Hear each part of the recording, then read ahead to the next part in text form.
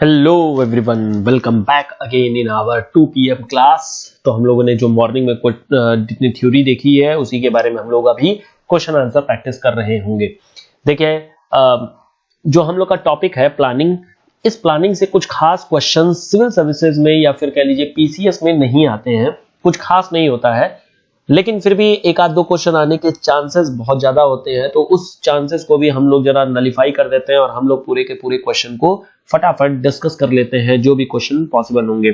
थोड़ा सा theoretical topic है क्योंकि यहाँ पर कुछ खास ऐसे समझने को नहीं है, बाकी उसके बाद जितना ज्यादा आप रिवीजन किए रहेंगे उतना ज्यादा आपको फायदा हो रहा होगा। स्टार्ट करते हैं हमारा पहला क्वेश्चन। फर्स्ट क्वेश्चन है कि what do you understand by perspective planning. तो देखिए, पर्सपेक्टिव प्लानिंग का मतलब क्या चीज होती है। पर्सपेक्टिव प्लानिंग का मतलब केवल ये होता है कि एक लॉन्ग टर्म गोल को लेकर के हम अपने ऑब्जेक्टिव को क्लियर किए रहते हैं और उसी पे हम लोग एक्शन ले रहे होते हैं। टर्म आपका कुछ भी हो सकता है, 5 साल, 10 साल, 15 साल, 20 साल, कुछ भी हो सकता है। This is a perspective planning. तो यहाँ पे पहला स्टेटमेंट बोलता है it is a plan with a long term perspective for 15 to 20 years। तो बिल्कुल करेक्ट हो जाएगा। दूसरा स्टेटमेंट है कि 5-year plans are part of this perspective planning. तो बिल्कुल करेक्ट है, ये भी 5 साल वाली प्लानिंग भी जो होती है कहीं ना कहीं एक पर्सपेक्टिव प्लानिंग के ही तरीके की है। सेकंड क्वेश्चन बोलता है कि consider the following statement regarding indicative planning. तो एक बार इंडिकेटिव प्लानिंग के बारे में भी आप लोग सुन लीजिए। देखिए, छोटे छोटे टर्म होते हैं जो ऐसे एग्जाम में आते नहीं है, बट स्टिल इंफॉर्मेशन रहनी काफी इंपॉर्टेंट हो जाती है। जैसे इंडिकेटिव प्लानिंग ही है, नाम से ही आपको लग रहा है दिस इज इंडिकेशन, किसी चीज का इंडिकेट किया जाएगा। मतलब यहां पर किया क्या जाता है कि गवर्नमेंट पहले ही अपने इंडिकेट किए रहती है सेक्टर्स को। जैसे मान लीजिए कि एग्रीकल्चर सेक्टर है या इंडस्ट्रियल सेक्टर है या फिर माइनिंग सेक्टर है, कोई भी एक सेक्टर होगा जहां पर गवर्नमेंट पहले ही लोकेट कर देगी कि देखो भाई, हमारा ये वाला सेक्टर जो होता है सही नहीं चल रहा है, गड़बड़ चल रहा है, हमको इसको फोकस करने की जरूरत है। अब यहाँ पे गवर्नमेंट बोल देगी फोकस करने की जरूरत है। अब इसका मतलब ये नहीं है कि यहाँ पर प्राइवेट प्लेयर आएंगे नहीं। This will be open to both private player as well as public player, दोनों के लिए ही ओपन रहेगा और कंपिटिटिव तरीके से यहां पर काम कर रहे होंगे। तो अगर स्टेटमेंट देखा जाए तो it is a soft planning. Yes, it is a soft planning. The government provides incentives to the private sector. Private sector को इंसेंटिव प्रोवाइड करेगी, बिल्कुल करेगी। क्यों? क्योंकि कंपटीशन जनरेट करना है। Government provide broad guideline for this plan. हाँ, बिल्कुल, गवर्नमेंट जो होती है वो ब्रॉड गाइडलाइन प्रोवाइड कर रही होती है। तो आंसर इसका क्या हो जाएगा? All correct. इसका आंसर हो जाएगा डी। तीसरा क्वेश्चन के बारे में बात करें तो देखिए, सोशलिस्ट प्लानिंग के बारे में बात कर रहे हैं। सोशलिस्ट प्लानिंग का मतलब जहां पर प्लान में सोशल सिक्योरिटी नेट को ज्यादा फोकस करने की बात कही जाती है। ऑब्वियस सी बात है कि यहां पर गवर्नमेंट का रोल ज्यादा रहेगा। तो ये पहला स्टेटमेंट बोलता है कि important decisions are taken by government. बिल्कुल करेक्ट है, यहां पर कोई डाउट नहीं है। There is no freedom of production. Obviously यहां पर फ्रीडम का प्रोडक्शन नहीं रहेगा क्योंकि सरकार यहां पे कंट्रोल कर रही होगी। तीसरा statement, in this system government command the economic activities. तो बिल्कुल अगेन करेक्ट हो जाता है कि गवर्नमेंट यहां पे बता रही होती है कि किन चीजों को कैसे करना होता है।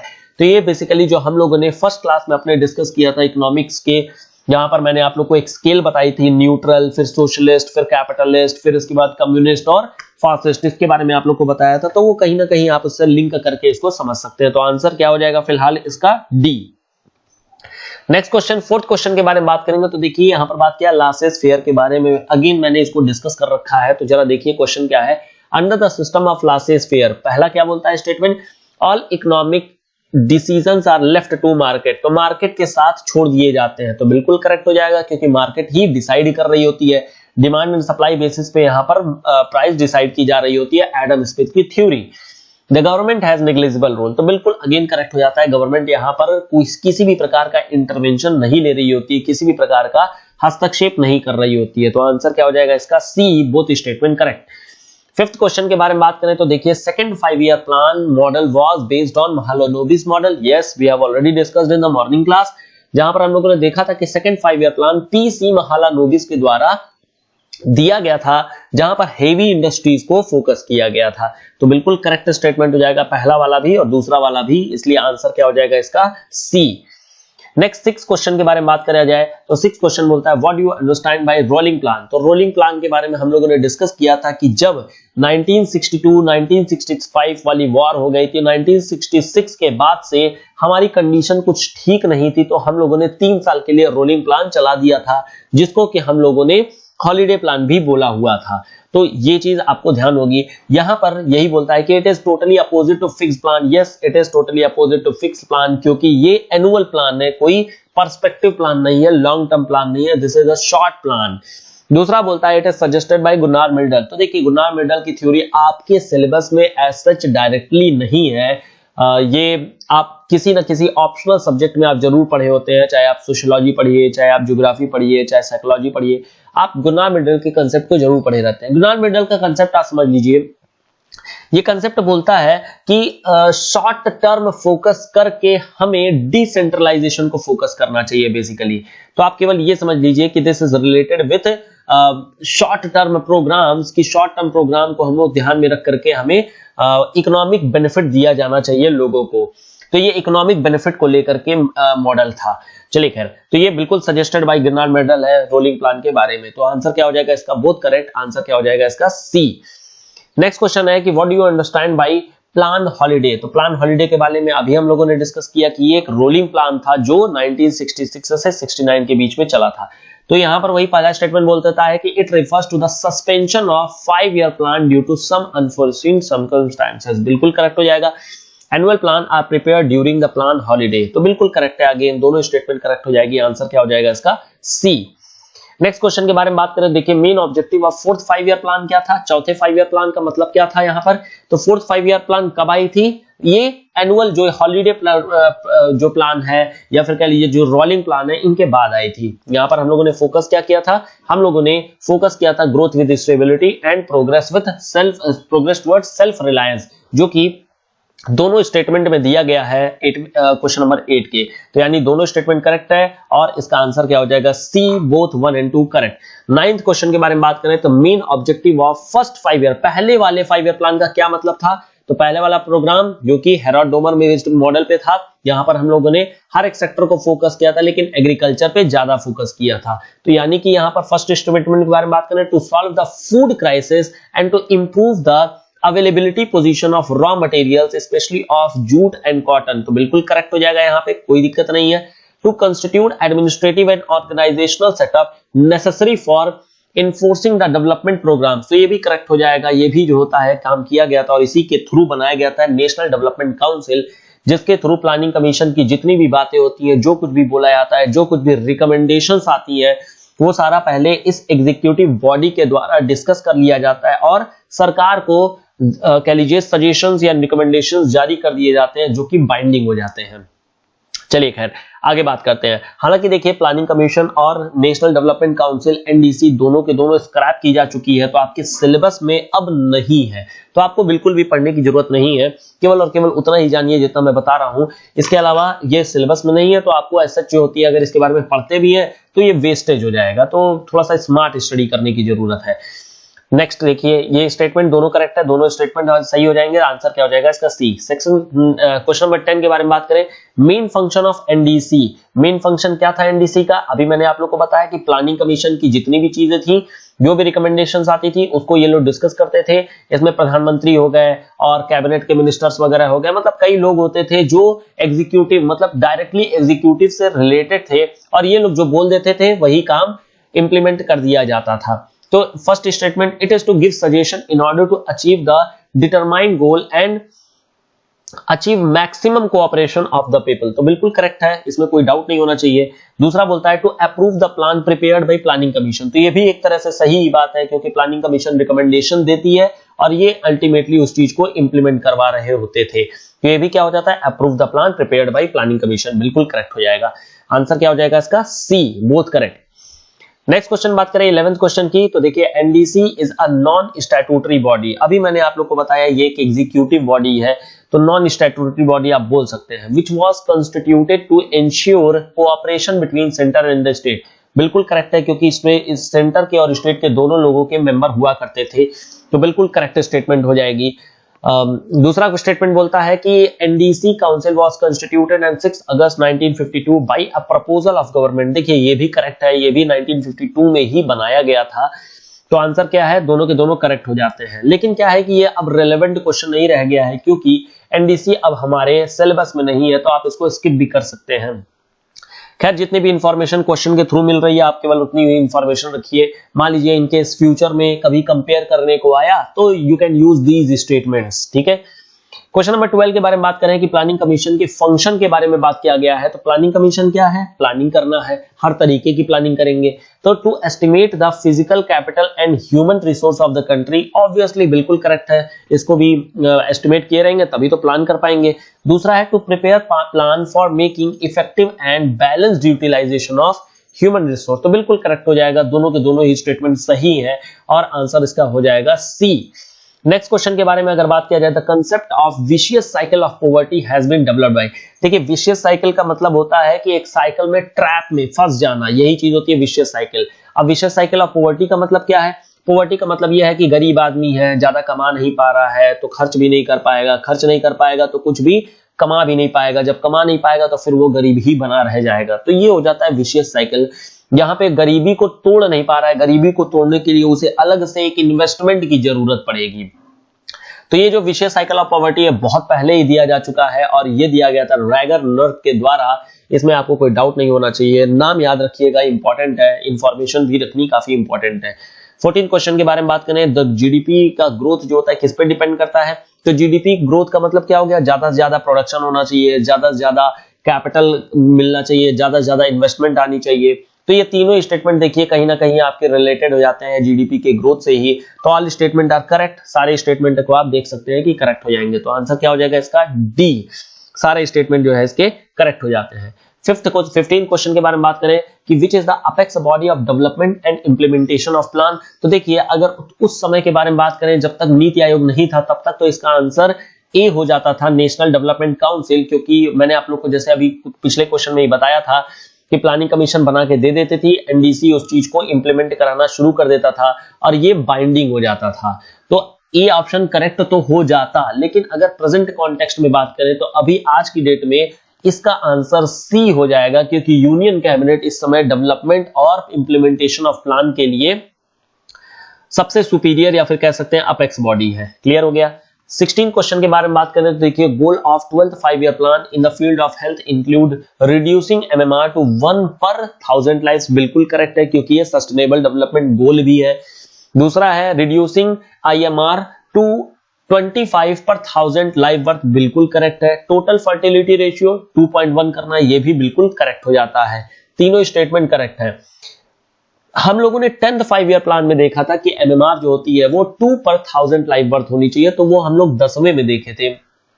आपको फिलहाल 12th 5-year प्लान के बारे में ही पता रखना है, क्योंकि देखिए यही ऑनगोइंग है और अभी रिसेंट में यही खत्म हुई है, तो इसलिए 12th 5-year प्लान के बारे में आप लोग थोड़ा सा डिटेल देखिएगा, अदरवाइज बाकियों के बारे में जानने की जरूरत नहीं है। आप केवल ऑब्जेक्टिव याद रखिएगा, आप याद रखिएगा कि किस ईयर से किस ईयर के बीच में है, दैट इज ऑल। और उसके बाद से आपको ये देखना रहेगा कि किसमें टारगेट कितना था, मतलब अचीव हुआ कि नहीं हुआ, कितना पीछे रहा, बस ये चीज डेटा याद रखने की जरूरत नहीं है। बस आपको ये याद रखना है किसमें हम लोग अच्छा परफॉर्म किए, किसमें हम लोगों ने बुरा परफॉर्म किया हुआ है। क्लियर। क्वेश्चन नंबर 17 के बारे में बात करें तो consider the following statement regarding the 11th 5-year plan. 11th 5-year plan के बारे में डिस्कस कर रहा है। It provide a comprehensive strategy for inclusive development, बिल्कुल करेक्ट है क्योंकि ये इसका ऑब्जेक्टिव ही था। Building on growing strength of economy while also addressing weakness that have surface, तो ये भी देखिए स्टेटमेंट सही है। देखिए एग्जाम में आपको आधा स्टेटमेंट नहीं पढ़ना है कि आधा स्टेटमेंट है करेक्ट है, कोई दिक्कत नहीं है, आप पूरे स्टेटमेंट पढ़िएगा, क्योंकि कहीं ना कहीं स्टेटमेंट में कुछ ना कुछ अप एंड डाउन किया जरूर जाता है।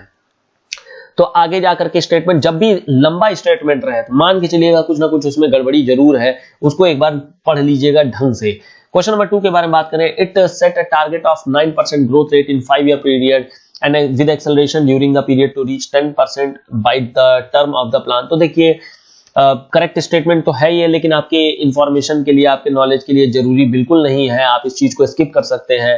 हालांकि अगर क्वेश्चन के बारे में बात करें तो इसका आंसर हो जाएगा सी, अदरवाइज मैं कहूंगा कि ये आपके लिए बिल्कुल भी इंपॉर्टेंट नहीं है, आप इस क्वेश्चन को ही स्किप कर सकते हैं। क्वेश्चन नंबर 18 के बारे में बात करें, which of the following is not an objective of planning. Objective क्या प्लानिंग का नहीं है? तो देखिए, अगर पहला स्टेटमेंट बात करें, मतलब पहला ऑप्शन के बारे में, to increase production to the maximum possible extent so as to achieve highest level of national and per capita income. देखिए बिल्कुल करेक्ट है, फोर्थ प्लानिंग में हम लोगों ने इसी पे बात ही किया हुआ है। सेकंड जो है वो टू अचीव फुल डेवलपमेंट, ये भी बिल्कुल करेक्ट है, हम लोगों ने जो होता है सिक्स्थ 5 ईयर प्लान में इसी के बारे में बात किया हुआ है। सी जो ऑप्शन है to reduce inequality of income and wealth, ये भी बिल्कुल करेक्ट स्टेटमेंट है, ये भी हम लोगों ने बात किया हुआ है। तो तीनों के तीनों स्टेटमेंट ही ऑब्जेक्टिव है प्लानिंग के। तो यहाँ पर पूछा है कौन सा नहीं है, तो तीनों है, इसलिए आंसर क्या हो जाएगा? D, none of the above. Question number 19 के बारे में बात करें, in which 5 year plan John W Miller model was used. तो देखिए जॉन डब्ल्यू जो मिलर का मॉडल है ये बनाया गया था 8 5 ईयर प्लान के लिए, 8वें 5 ईयर प्लान के लिए। तो आंसर इसका हो जाएगा डी। ठीक है, आप लोग लिख लीजिएगा, मैंने ये बताया नहीं था। 20 क्वेश्चन के बारे में बात करें, which of the following is not included in the monitorable target of the 12th 5 year plan. क्या चीज नहीं था? तो देखिए पहला TFR 2.1 बोला गया है, न्यू वर्क अपॉर्चुनिटी बोला गया है, anaemia among women and girl बोला गया है। तो क्या नहीं बोला गया है? सब कुछ तो बोला गया है। आंसर क्या हो जाएगा इसका? डी हो जाएगा, क्योंकि सब कुछ बोला गया है। क्वेश्चन नंबर 21 के बारे में बात करें, which of the following is not a feature of Indian planning. तो देखिए इंडिकेटिव प्लानिंग मैंने आप लोग को बोला ही कि गवर्नमेंट बता देती है, उस चीज पे इंडिकेशन मिल जाता है, उस तरह से काम करना शुरू हो जाता है। सेंट्रलाइज प्लानिंग, जहां पे सेंटर ही सब कुछ करना शुरू कर देती है। तो सेंटर सब कुछ करती है क्या? नहीं, स्टेट गवर्नमेंट के साथ मिलके करती है। एनडीसी में सेंट्रल गवर्नमेंट स्टेट गवर्नमेंट दोनों लोगों के बंदे रहते हैं, इसलिए सेंट्रलाइज प्लानिंग ऐसा कुछ भी इंडिया का फीचर नहीं है। तो बी ऑप्शन गलत हो जाएगा। Mixed planning, yes mixed planning है, जहां पे हम लोग agriculture, animal husbandry, industry, service सबको फोकस करके चल रहे होते हैं। Social planning, yes social planning हम लोगों ने की हुई है, तो इसलिए इंपॉर्टेंट हो जाती है। ठीक है, तो आंसर क्या हो जाएगा इसका? बी। बी जो होता है इंडिया का फीचर नहीं है। क्वेश्चन नंबर 22 के बारे में बात करें, consider following statement, planning commission in India is an extra constitutional body. बिल्कुल करेक्ट है, थिंक टैंक था ये भी और एग्जीक्यूटिव बॉडी थी। Deputy chair of the planning commission is the de facto head of the planning commission. देखिए ये भी करेक्ट है, इसमें भी कोई दिक्कत नहीं है, आंसर सी हो जाएगा। स्किप कर सकते हैं इस क्वेश्चन को आप, फिर से अगेन मैं बोलूंगा, क्योंकि ये आपके लिए बिल्कुल भी इंपॉर्टेंट नहीं है, ये आपके सिलेबस में अब नहीं आता है। क्लियर हो गया। इसके बाद जब आगे की बात करें, क्वेश्चन नंबर 23 के बारे में बात करें, which of the following plans were not formulated during 1940। तो 1940 से 50 के बीच में कौन कौन से प्लान बनाए गए थे? अगर बॉम्बे प्लान के बारे में बात करें 1944 हो जाता है, पीपल्स प्लान के बारे में बात करें 1945 हो जाता है, गांधीयन प्लान के बारे में बात करें 1944 हो जाता है, सर्वोदय प्लान के बारे में बात करें तो 1950 हो जाता है। तो इसमें कौन सा वाला नहीं है? आंसर हो जाएगा इसका डी, क्योंकि ये 1950 वाला प्लान था, मैंने इसके बारे में मॉर्निंग में डिस्कस किया है डिटेल में। क्वेश्चन नंबर 24 के बारे में बात करें, which of the following is not a function of planning commission. Planning commission का फंक्शन क्या नहीं है? पहला, making assessment of the resource available for the plan, करना था भाई assessment. Fixing the target for socio economic development during the 5 year plan, ये भी करना था। मिड टर्म रिव्यू, ये भी करना था। तो आंसर क्या हो जाएगा इसका? डी, क्योंकि सारे ही काम किए जाते थे प्लानिंग कमीशन के द्वारा, जो कि नीति आयोग ने रिप्लेस कर दिया है। ठीक है, तो 25 क्वेश्चन के बारे में बात करें, recommendation of planning commission are binding on the government and its ministries. तो देखिए नहीं, ऐसा कुछ भी नहीं है, रिकमेंडेशंस बाइंडिंग नहीं होती थी प्लानिंग कमीशन की। बाइंडिंग हुआ करती थी केवल किसकी? बाइंडिंग होती थी एनडीसी की, नेशनल डेवलपमेंट काउंसिल की। ठीक है, तो अगेन ये भी अब कोई रिलेवेंट क्वेश्चन नहीं है, क्योंकि हटा दिया जा चुका है प्लानिंग कमीशन को। क्वेश्चन नंबर जो 25 का सेकंड स्टेटमेंट है, द प्लानिंग कमीशन की जो डेप्यूटी चेयर होती है वो person enjoys status of cabinet minister. तो करेक्ट है, इसमें भी कोई दिक्कत नहीं है। तो आंसर क्या हो जाएगा इसका? बी हो जाएगा, केवल स्टेटमेंट नंबर 2 करेक्ट हो जाएगा। Consider the following statement, question number 26, consider the following statement, second 5 year plan laid emphasise on heavy industry. बिल्कुल करेक्ट है, पीसी महालानोबिस वाला मॉडल है, हेवी इंडस्ट्री की तरफ फोकस किया गया था। दूसरा statement, selection of industries was on the basis of their strong forward and backward linkage. बिल्कुल करेक्ट है, ये भी फॉरवर्ड और बैकवर्ड लिंकेज को लेकर के ही हम लोगों ने इंडस्ट्रीज का सिलेक्शन किया था, ताकि केवल और केवल हैवी इंडस्ट्री फोकस ना हो, बल्कि जो फॉरवर्ड और बैकवर्ड लिंकेज की जो इंडस्ट्रीज है, जिससे प्राइमरी सेक्टर और जो हमारा सेकेंडरी सेक्टर है वो दोनों के दोनों इक्वली फोकस किया जा सके, तो ये हैवी इंडस्ट्री में चला आता है। स्टेट नंबर 3 बोलते हैं it was successful in creating basic infrastructure for industrial setup development in the country. बिल्कुल करेक्ट है, स्टील प्लांट्स वगैरह 5 स्टील प्लांट्स वगैरह लगाई गई थी और हमें काफी अच्छा उसका इंपैक्ट देखने को मिलता है हमारी इकोनॉमी के डेवलपमेंट पे। तो तीनों स्टेटमेंट करेक्ट है, आंसर क्या हो जाएगा इसका डी। नेक्स्ट क्वेश्चन है 27 green revolution started in during. देखिए ग्रीन रिवोल्यूशन कब स्टार्ट किया गया था, ग्रीन रिवोल्यूशन स्टार्ट किया गया था अपने जो रोलिंग प्लान थी उसके दौरान में, तो इसलिए इन तीनों में ही कोई स्टेटमेंट करेक्ट नहीं है, none of the above answer हो जाएगा। लेकिन फिर भी अगर मान लीजिए नन ऑफ द अबव की जगह पे 7th 5 ईयर प्लान लिख देता तो कौन सा आंसर हो जाता, तो आंसर हो जाता आपका 4th 5 ईयर प्लान। तब हम लोग नियरेस्ट आंसर देखेंगे, अदरवाइज हम लोग देखेंगे कि ये रोलिंग प्लान के अंतर्गत था, इसलिए कोई भी 5 ईयर प्लान नहीं है। आंसर क्या हो जाएगा इसका डी। 28 क्वेश्चन के बारे में बात करें तो consider following statement poverty eradication became important issue during 4th 5 year plan. Yes बिल्कुल करेक्ट है, कोई दिक्कत नहीं है, 4th 5 ईयर प्लान में पॉवर्टी इरेडिकेशन एक इंपॉर्टेंट इशू था।